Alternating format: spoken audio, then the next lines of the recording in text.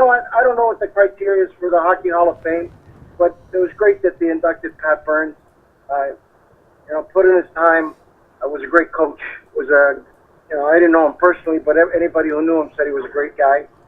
And unfortunately, he wasn't there to enjoy the accolade of a dream come true for somebody who makes hockey their career and being inducted and having that honor into being a Hall of Famer.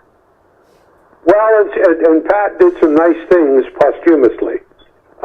He mentioned his two buddies, one of whom was Wayne Gretzky, and the other, his name eludes me, but it was Charlie. Charlie was the guy from the Quebec Junior Hockey League. Charlie's his first and his last. Charlie Henry. That's right. I should know the name. Thanks, Perry. Charlie Henry, because they hired Pat to coach in Gatineau, and that was the beginning. So that's what got Pat going, and I think befriending Wayne Gretzky is a good move. If you're looking for a career in hockey, you only have to look at the people that have come in and out under Wayne's guidance. Some have stuck, some haven't. But Wayne's given a lot of people a lot of opportunities, and Pat is one of the good ones. And Pat never forgot it. And Pat was very loyal to Wayne Gretzky.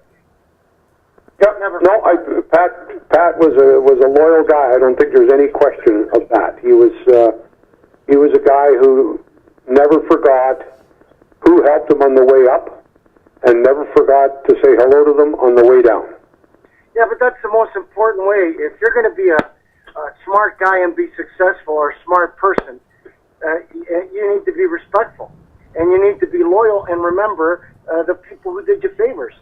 And that's how you become, networking and positive energy keeps you from getting into trouble. And I was very impressed with Pat Burns, always loyal to the people who helped him.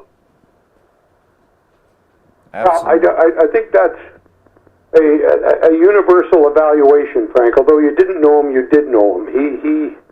He expected a reciprocity when it came to loyalty, and if he didn't get it, you wouldn't be talking to him much. You'd have to find somebody else to talk to. Mm-hmm. Yeah, but I think when you do good, and I agree with that concept. I think when you do good, you expect a little bit of respect. Not payback, but respect that you did good. And some people take things for granted. They expect to be treated good. They expect other people to be generous towards them, and they don't know how to reciprocate. What impressed me a lot about Pat Burns was when he was hired, he came in and Tom Watt had been the head coach. Mike Murphy and Mike Kitchen, both very capable assistants, were Tom's assistants. Pat didn't make a big fuss about bringing in one of his guys. He said, Mike and Mike are fine. And they lived together very well. And Mike were fine. Mike Kitchens turned out to be an excellent coach. So was Mike Murphy. He's still in the NHL head office, looking after game nights and all of that that goes on in that area. And Pat knows and is confident of his abilities.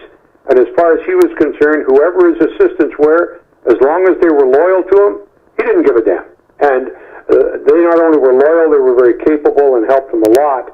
But in the beginning, I've heard too many guys say, well, I'm not going there unless I have at least one of my own people. And it's not bad advice, but when you have two experienced guys that have been around for a while, you say, hey, what the hell, what's the sense of making a big fuss about it? And Pat Burns did not. He just went ahead and put his team in two conference finals and could very easily have won both. Didn't win either, but so be it. What was the culture change like when Pat Burns came in? Because the Leafs had just come off, a decade plus of futility in the 80s, and to come around after that, I mean, the improvement seemed almost instantaneous. Like obviously, a lot of personnel moves had a lot to do with that too. But Pat Burns really seemed to change the culture of that club. Well, I mean, he just was a different personality. Tom Watt was a very capable coach, but a different personality. The first day they had practice, you usually scrimmaged the first 2 days. About midway through the morning, he stopped the whole practice. I remember it, and he was angry. And he wasn't on the ice, he was on the bench. And he said, hold it, boys. A series of deleted expletives later, and listen, if this is the way You think you're going to play and win. You got another thing coming. And to your point, that was the beginning of a new Leaf era. A hard-working, no bullshit, work your way and you get lots to play. And Pat was able to inculcate that into a group that had not had much success up until that point.